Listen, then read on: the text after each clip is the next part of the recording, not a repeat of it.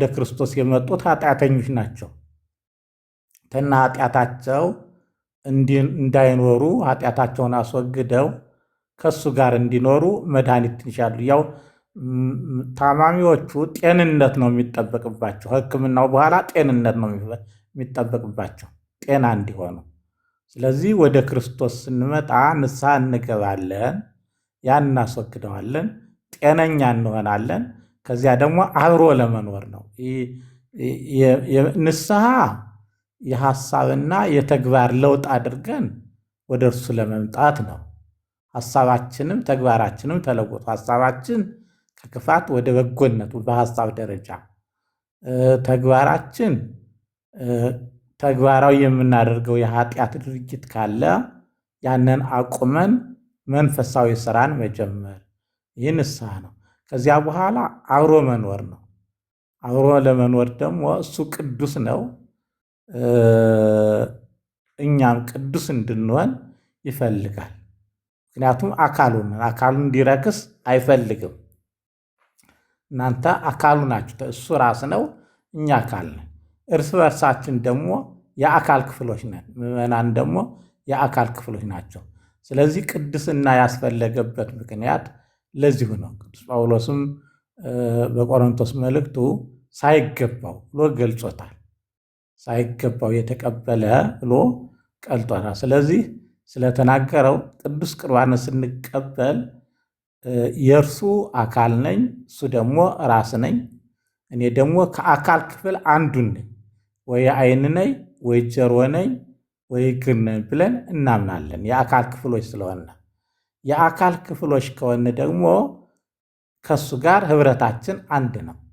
ህብረታችን አንድ ነው እና በዚያ ህብረት ቅድስና፣ እሱ ቅዱስ ስለሆነ ቅድስና፣ እሱ ፍቅር ስለሆነ ፍቅር፣ እሱ ብርሃን ስለሆነ ለሌላው የምናበራ፣ እሱ ህይወት ስለሆነ በውስጣችን ህይወት ይኖራል የሚለውን መያዝ ይገባል። ከነ እንትናችን ከነ ኃጢአታችን ከሆነ ግን አካሉን አረከስ ነው ማለት ነው። እኛ የራሳችንን አካል ለኃጢአት አሳልፈን መስጠት የለብንም። እናንተ ቤተ መቅደሱ ናችሁ፣ እናንተ አካሉ ናችሁ እየተባል ስለተነገርነ ከሱ ጋር ለመኖር ነው እየተቀበልን ያለን። ከሱ ጋር ህብረት ልንፈጥር ስለሆነ ህብረታችን ምን ይመስላል ብለን እንድናስብ ስለሚረዳን ነው ንስሐ ያስፈለገበት ምክንያት፣ እንድንርቅ ሳይሆን እንድንቀርብ። ስለዚህ ባለመድኃኒት የሚለው ንስሐን ይመለከታል ነው። ባለመድኃኒት ማለት በህመምተኞች መሆናችን አውቀን ከታከምን በኋላ ጤነኞች ስንሆን ደግሞ ወደ እሱ አካልነት እንገባለን። ምክንያቱም ተነ ህመማችን ከሆነ ግን ጤነኛ ያልሆነ አካል አንደኛ ሌላውንም አካል ይበክላል፣ ህብረት አለና ሌሎቹ ምዕመናንም በአርአያነት ይበክላል ማለት ነው። አንዱ አካል ጤነኛ ካልሆነ ሁሉም አካል ጤነኛ አይሆንም፣ ሰላማውያን አይሆንም ከአካላችን ውስጥ።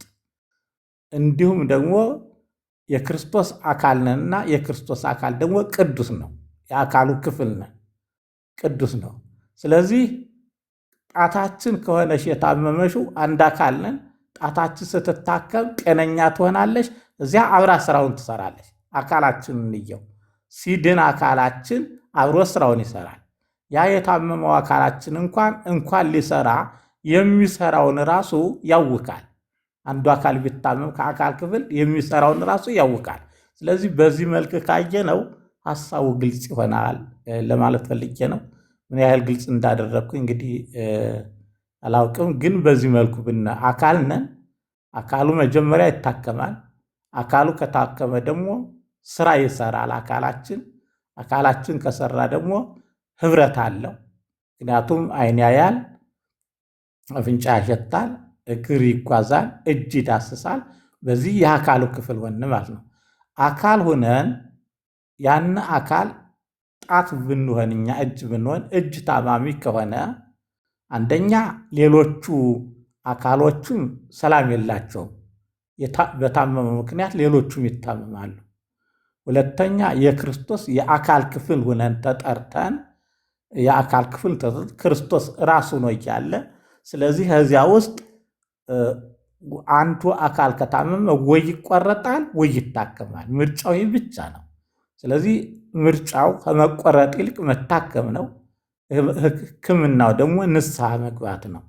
ንስሐ መግባት ያንን ማራገፍ፣ በሽታውን የታመምነበትን በሽታ ጥለን ጤነኛ ሆነን መተን አሁን ህብረቱን እንቀጥላለን።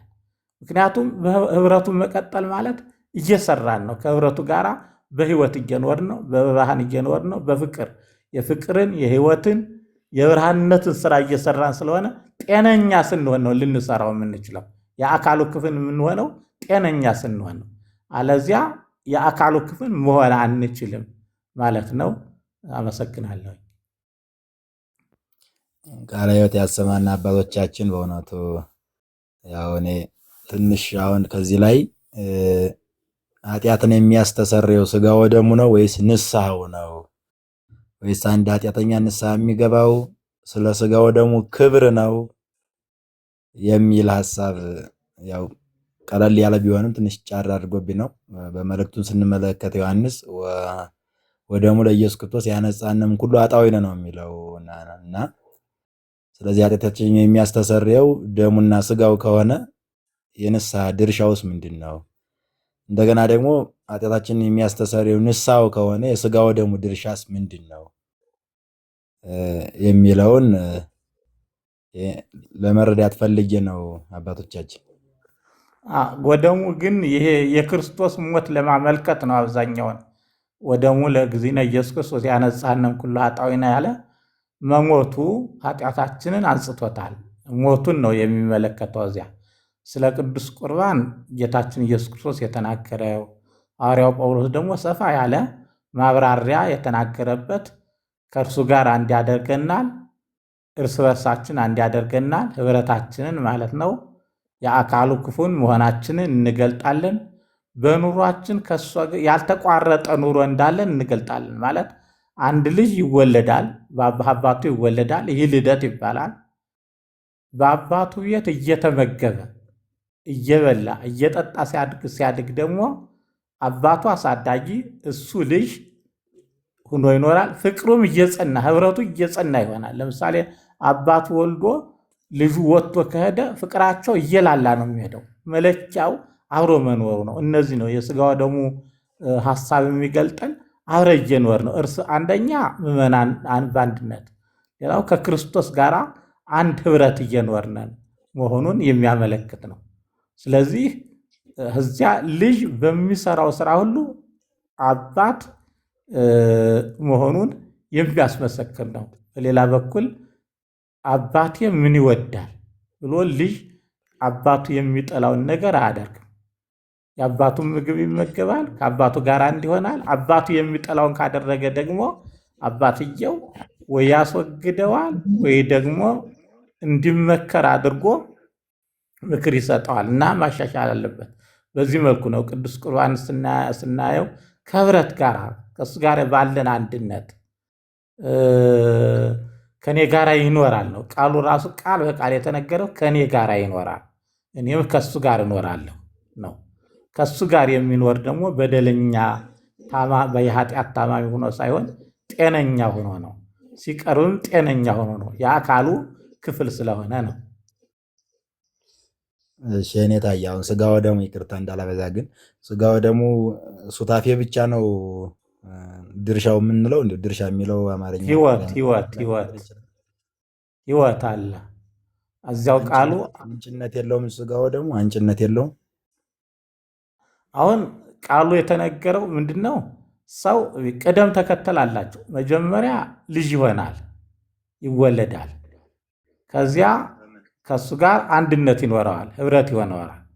ያ ህብረት ህይወትን ይሰጣል። ኃጢአት የተደመሰሰው በመስቀሉ ነው። አዲስ ሰው ነው። አዲስ ልጅ አዲስ ሰው ነው። ኃጢአቱ የተመደሰው በእንትን ነው። ምንድነው? በጥምቀት ነው። ወነአምን በአሐቲ ጥምቀት ለስርየተ ኃጢአት፣ ለኃጢአት ይቅርታ በምትደረግ በአንዲት ጥምቀት እናምናለን ነው የቤተክርስቲያን ጸሎት። ሲጠመቅ ክርስቶስ ባደረገው ሞት በሰጠው ይቅርታ ኃጢአቱ ይቅር እንደተባለለን ልጅ እንደሆነ እናለ። ከዚያ በኋላ ህብረት ነው። ከእሱ ጋር ህይወትን እያገኘ መኖር ነው። በየዕለቱ ህይወቱን እያስቀጠለ ነው። ከክርስቶስ ያለውን ህይወት እያስቀጠል ነው። ስለዚህ የተነገረው ቃል በቃል ከዚያ ውስጥ ምንድን ነው? እሱ ከእኔ ጋር ይኖራል፣ እኔ ደግሞ ከእሱ ጋር እኖራለሁ። አንድ ይህ የሐዲስ ኪዳን ደሜ ነው። ኪዳኑ ምንድን ነው? አንተ ልጄ ነህ፣ እኔ አባትህ ነኝ። አባትህ ስለሆንኩ ወራሼ ነህ፣ እኔም አወርስሃለሁ። ይህ ኪዳኑ ነው። በእነዚህ ዙሪያ ነው። ከዚያ ቀጥሎ ያለው ደግሞ የአካል ክፍልነቱን መግለጥ። የአካል አንድ አካል ነን። የአካል ምክንያቱም አካሎቻችን ሁሉ ከአንድ ከራስ በሚመነጨው ደም በህይወት አማካይነት ይታዘዛሉ። በአይምሮ ነው የሚታዘዙ። አካሎቻችን ከላይ ባለው አይምሮ ነው የሚታዘዙት። ስለዚህ እየታዘዝን መሆናችን ታማሚ አካል እኮ አይታዘዝም። ለምሳሌ ታማሚ አካል ስል ይህ ፓራላይዝ የሆነው ክፍል አይታዘዝም፣ አይደርሰውም። እንዲያውም ትእዛዝ ከአይምሮ አይደርሰውም። ስለዚህ በዚህ መልኩ ኃጢአት አለመታዘዝን፣ ህብረት ማጣትን፣ ህይወት ማጣትን ስለሚፈልግ ክርስቶስ ህይወት ነው። ህይወቱ ደግሞ በዚያ ነው የሚደርሰው። እነዚህን ነገሮች ነው የሚያሳየን። እነዚህን ነገሮች ነው የተገለጡም። እነዚህን ነገሮች ነው። ኃጢአት ግን በመስቀሉ ተደምስሷል። በመስቀሉ ስለተደመሰሰ ኃጢአት መልሰን የሞተውን ኃጢአት መልሰን ተግባራዊ ልናደርገው አይገባም። እስመ ዘተወልደ እምእግዚአብሔር ኢይእብስ፣ ከእግዚአብሔር የተወለደ አይበድልም ማለት በበደሉ ጸንቶ አይኖርም። ምክንያቱም የክርስቶስ አካል የክርስቶስ ልጅ ነው። መልኩ የክርስቶስ ነው። ሲታይ የክርስቶስ ነው። አሰራሩ የክርስቶስ ነው። ክርስቲያናዊ ነው እና አዲስ መልክ ይዟል። የክርስቶስ መልክ ልክ እንደቀደመው አዳም አዲስ መልክ ይዟል። ልበስዎ ለአዲስ ብእሲ ዘሐደሶ እግዚአብሔር በርት ወበጽድቅ፣ በቅድስናና በጽድቅ እግዚአብሔር ያደሰውን አዲሱን ሰው ልበሱት ነው የሚለው። ይህ መልኩ የኢየሱስ ክርስቶስ መልክ ጽድቅና ቅድስና ነው። ያን ጽድቅና ቅድስናን መልክ ይዞ ይኖር። ይህ መልክ ሲበላሽ ነው። ስለዚህ መልኩን ይዞ ነው ወደ ቅዱስ ሥጋ ወደ ህብረቱ የሚገባው። የክርስቶስ መልክ አዲስ ሰውነትን ይዞ ነው እንጂ አሮጌ ሰውነት ይዞ መግባት የለበትም። መሆን ጨርሶ መኖር የለበትም ነው ሐዋርያው ደግሞ የሚለው። እስመ ዘተወልደ እምእግዚአብሔር ኢይእብስ፣ እግዚአብሔር ከተወለደ ሊበድል አይገባውም ማለት በበደሉ ጸንቶ መኖር የለበትም። ወዲያውኑ ማስወገድ አለበት፣ ልጅ ነውና ማለት ነው። ስለዚህ ሥጋው ደግሞ ዓላማው ግልጽ ሆኖ ቀርቧል። ሶስት ነገሮችን ያየሁት አብሮ መኖር፣ የኪዳን ተቀባይ መኖር፣ የኪዳን ተቀባይ መሆን፣ ህይወትን ማግኘት፣ የዘላለም ህይወት ተብሎ ህይወትን ማግኘት። እነዚሁም ቃሎቹ ቃል በቃል ነው። ይሄሉ ምስሌ አንድ የዘላለም ህይወት ሆነዋል። ሁለት አዲሱ ኪዳን ሶስት ነገሮች አብረው ተያይዘዋል። እነዚህ ሁሉ ከኃጢአት ጋር የተያያዙ አይደሉም፣ ከነ ኃጢአት ጋር። ምክንያቱም ኪዳኑ አንተ ልጅ ትሆናለህ፣ እኔ አባት ሆናለሁ የሚል ነው። አብሮ መኖር ማለት እሱ አካል እሱ ራስ፣ እኛ የአካል ክፍሎች ወይ እጅ ነን ወይ እግር ነን። የዘላለም ህይወት ማለት ደግሞ እሱ ህይወት ስለሆነ የእሱ የሆነውን ህይወት እኛ ተቀብለን ለዘላለም ህያው የምንሆንበት እንደሱ የምንኖርበት ነው። እነዚህ ሶስት ዓላማዎች ነው በቅዱስ ሥጋው በክቡር ደሙ የተገለጹት።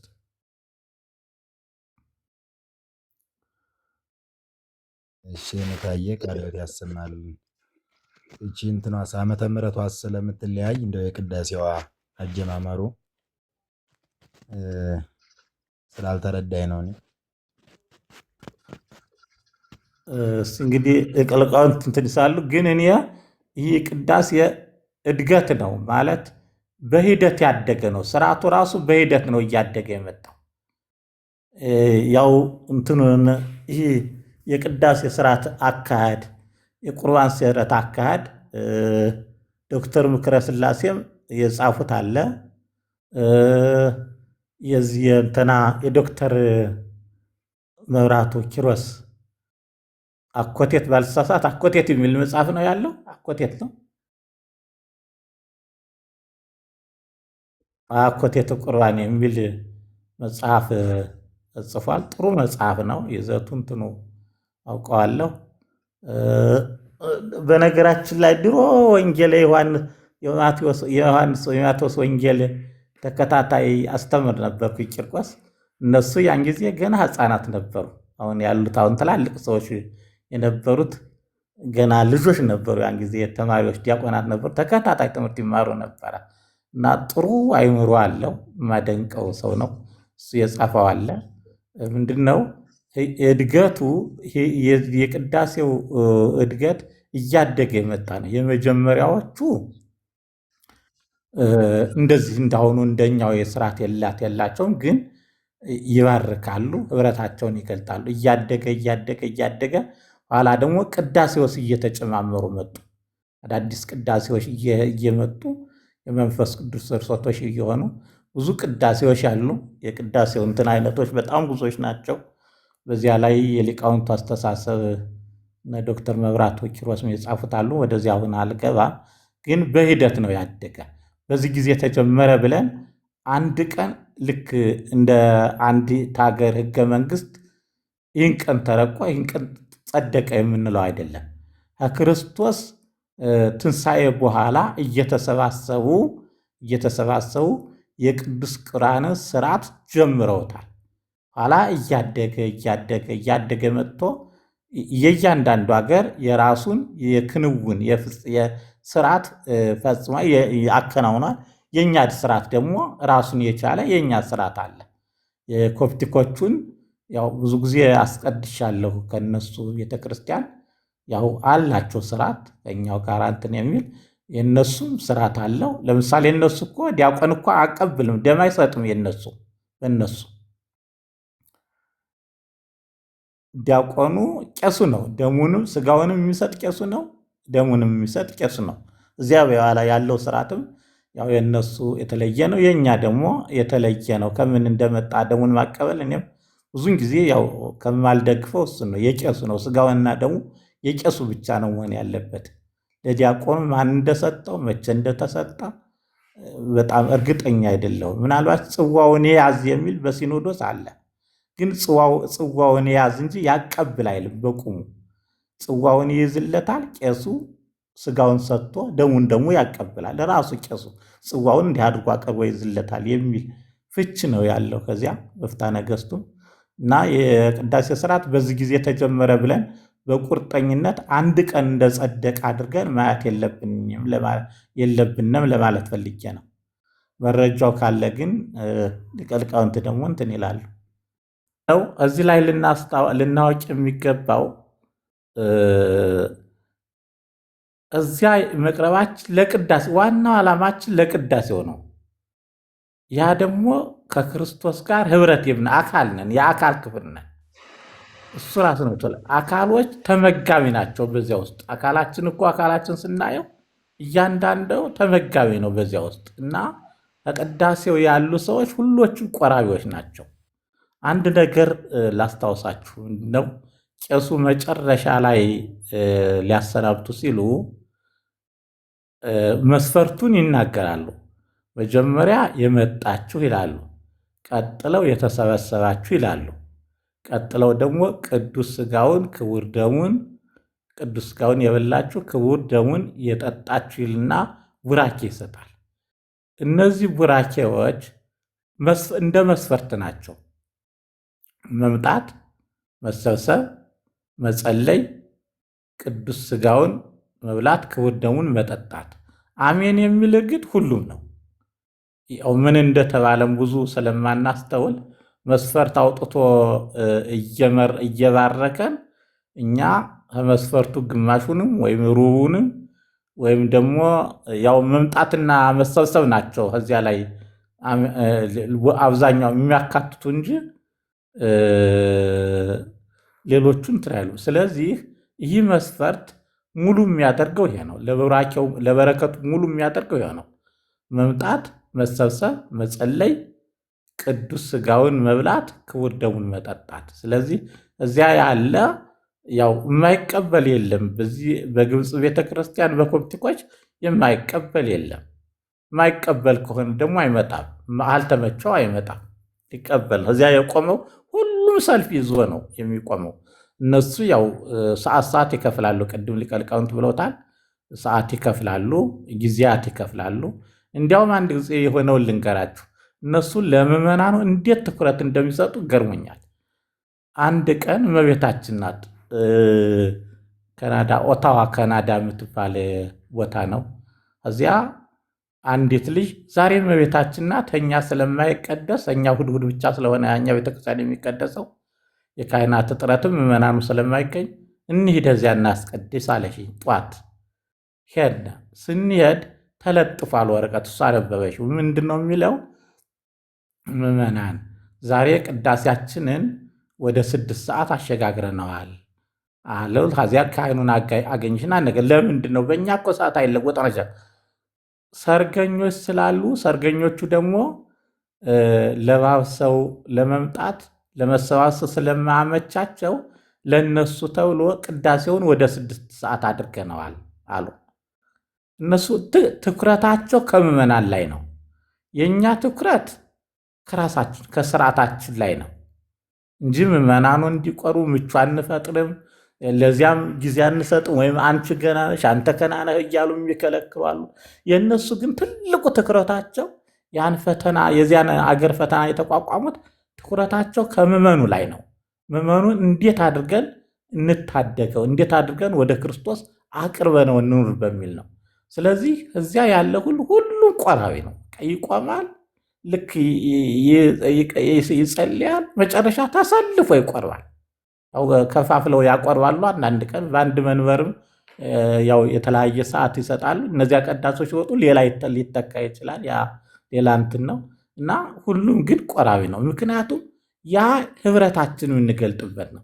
መደምደሚያው ነው። ያለ ቅዳሴ ያለ ቁርባን ከወጣን እንዲሁ ዝም ብለን እንደወጣን ነው። ህብረት ሳንፈጥር ህይወት ሳንቀበል ህብረትም ሳይኖረን ስለዚህ ሀበነ የሚለው እኮ ቃሉ ቀላል አይደለም። በዚህ ቅዱስ ቁርባን አንድ እንሆን ዘንድ አንድነቱን ስጠን እያልን እኮ ነው። የማይቀበል ታዲያ ዝም ብሎ ይቀበላል? አሁን እኮ እንዲያው ቃሉን እንትን አንዳንድ ጊዜ እኮ ማታለል ይመስላል። ይገርማቸዋል። ሀበነ ይላል፣ ሀበነ እንላለን ቄሱን ተቀብለን በቃል ወይም ቃሉን አለማወቃችን ጥሩ አድርጎልናል መሰለ ይላለሁ። አንዳንድ ጊዜ እዚያ ቁም የራሱ ላለሁ ውስጡን አለማወቃችን በዚህ ቅዱስ ቁርባን አንድ እንሆን ዘንድ ስጠን ይላል ቄሱ። አንድነትን ስጠን ይላል።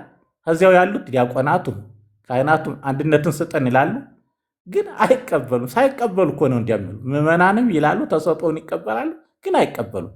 ይህ ማለት መዋሸት ነው የሚባለው? ማታለል ነው የሚባለው? ወይስ ተለምዶ ነው የሚባለው? እንዲያው እናንተ የፈለጋችሁ ስያሜ የሰጡት።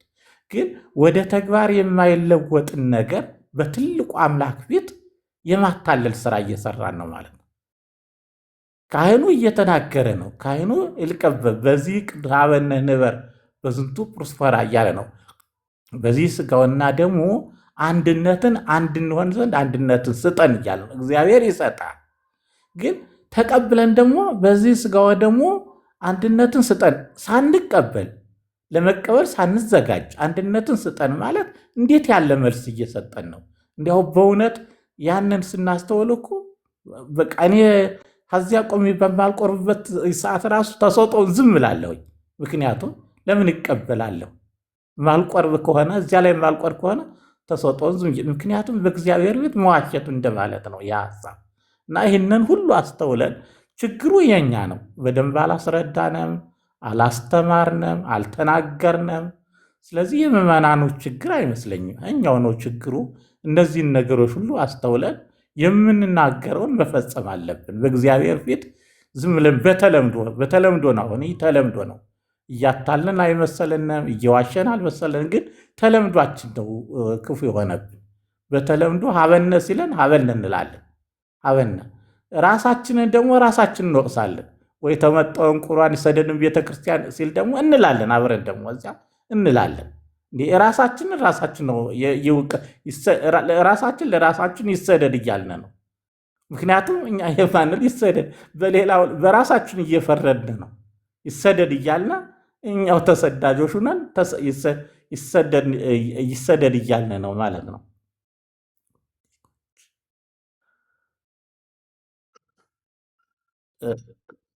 ኮፕቲክ ብሎ የጥያቄ ምልክት አረገባት። ኮፕቲክ ምን ማለት ነው እያለ መሰለኝ። ግብጾች ማለታችን ነው። ኮፕቲክ ካልነ ግብፅ ማለታችን ነው።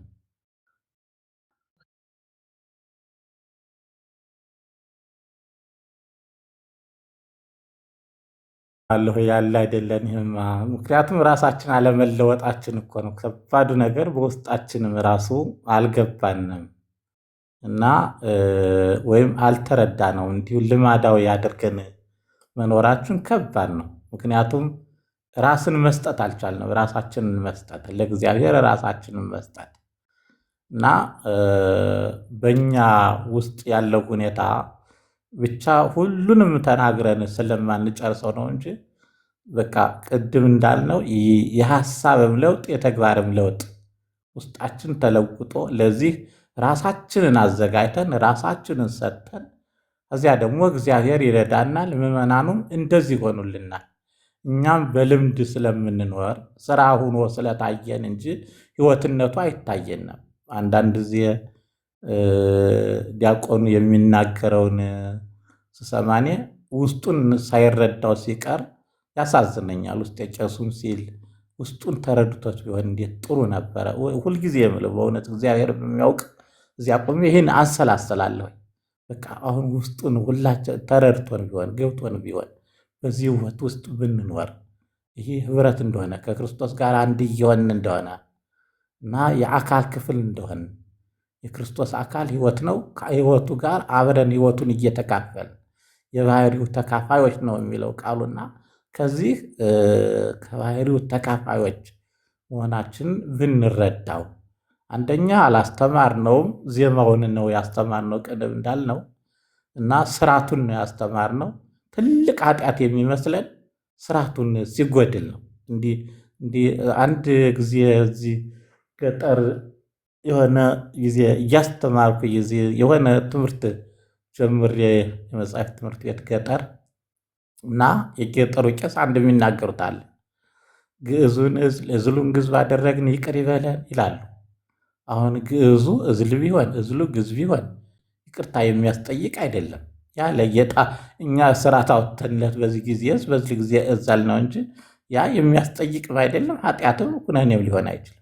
ብዙ ኃጢአት እያለ ይህንን አምጥቶ ማን እንደደነቀረው ራሱ በጣም የሚገርም ነው። ስለዚህ ውስጣችን መለወጥ፣ መረዳት፣ ማወቅ ለዚያ ራስን መስጠት አለመኖሩ በጣም ከባድ ነው።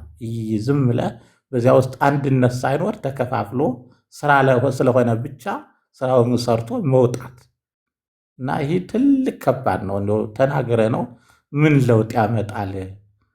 ምን ለውጥ ያወጣል? ምናልባት እንግዲህ ወዲህ እንደዚህ እየቀረ ሁሉም እየተማረ ቢሄድ ምናልባት ውስጡን ይሰማዋል። የተናገራቸው ቃል ልባቸውን ተነካ እንደተባለው የሁሉም ልብ ሲነካ እግዚአብሔር አንድ ቀን ብሎ የሁላችንም ልብ ተነክቶ ብንስተካከል እንጂ ይህ አሳዛኝ ሁኔታ ነው ለማለት ነው።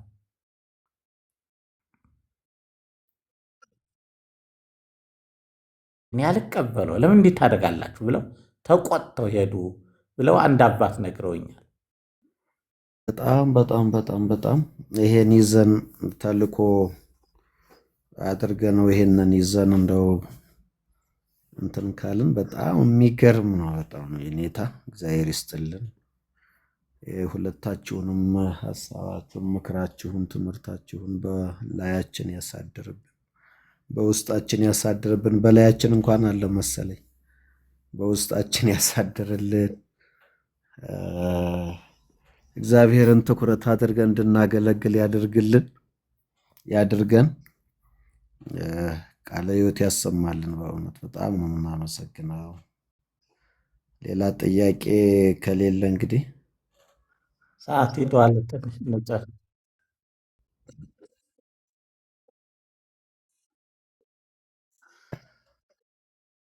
ኧረ አይበሉም። እንደኛው ነው ስርዓቱ፣ ተመሳሳይ ነው።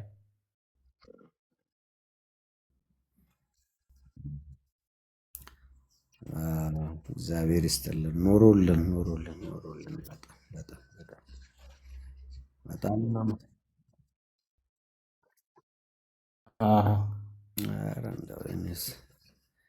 ቤትም ቤት ቤትስ እንደው መቼም እግዚአብሔር ያክብርልኝ። ብቻ ኑሩልን፣ ብቻ ኑሩልን፣ እግዚአብሔር ይስጥልን። በጸሎት እንዝጋ ይኔታል። እሺ፣ አዎ ሰዓትም ስለሄደ እግዚአብሔር አምላካችን ሆይ የነበረንን ጊዜ አንተ ሰጠን፣ አንተ ያንተን ነገር እንድንነጋገር ስላበቃ እናመሰግናለን። አቤቱ ጌታ ሆይ በአንተ ቅዱስ ፈቃድ እንድንኖር በቸርነት እንድንጎበኝ በምሕረትህም እንድንኖር ቅዱስ ፈቃድ ይሁንልን። አቤቱ ጌታ ሆይ ከክፉ ሁሉ ከኃጢአት ሁሉ ጠብቀን አገራችንን ሰላም አድርግልን። አቡነ ዘበሰማያት አባታችን ሆይ በሰማያት የምትኖር ስምህ ይቀደስ፣ መንግሥትህ ትምጣ፣ ፈቃድህ በሰማይ እንደሆነች እንዲሁም በምድር ትሁን። የዕለት እንጀራችንን ዛሬ በደላችንን ይቅር በለን እኛም የበደሉንን ይቅር እንደምንል፣ አቤቱ ወደ ፈተና አታግባን ከክፉ ሁሉ አድነን እንጂ መንግሥት ያንተ ናትና ኃይል፣ ክብር፣ ምስጋና ለዘላለሙ አሜን። እመቤታችን ቅድስት ድንግል ማርያም ሆይ በመልአኩ ቅዱስ ሰላምታ ሰላም እልሻለሁ። በሐሳብሽ ድንግል ነሽ፣ በሥጋሽም ድንግል ነሽ። አሸናፊ እግዚአብሔር እናት ሆይ ሰላምታ ለአንቺ ይገባሻል። ከሴቶች ሁሉ ተለይተሽ አንቺ የተባረክሽ ነሽ፣ የማኅፀንሽ ፍሬ ኢየሱስ ክርስቶስ የተባረከ ነው። ጸጋን የተመላሽ ሆይ ደስ ይበልሽ፣ እግዚአብሔር ከአንቺ ጋር ነውና ከተወደደው ልጅሽ ከጌታችን ከመድኃኒታችን ከኢየሱስ ክርስቶስ ዘንድ ይቅርታ ለምኝልን ኃጢአታችን ያስተሰርይልን ዘንድ ለዘላለሙ አሜን። ኦ እግዚእ ኢየሱስ ክርስቶስ ሥራ ኃጢአት ኃጢአተ ኩሉ ሕዝብ ከማይሠራ ኃጢአት እግዚአብሔር ይፍታ። በሰላም እደሩ። ሰላም እደሩ። ሰላም እደሩልን። ሰላም እደሩ። ክፉ አይንካብን። እሺ።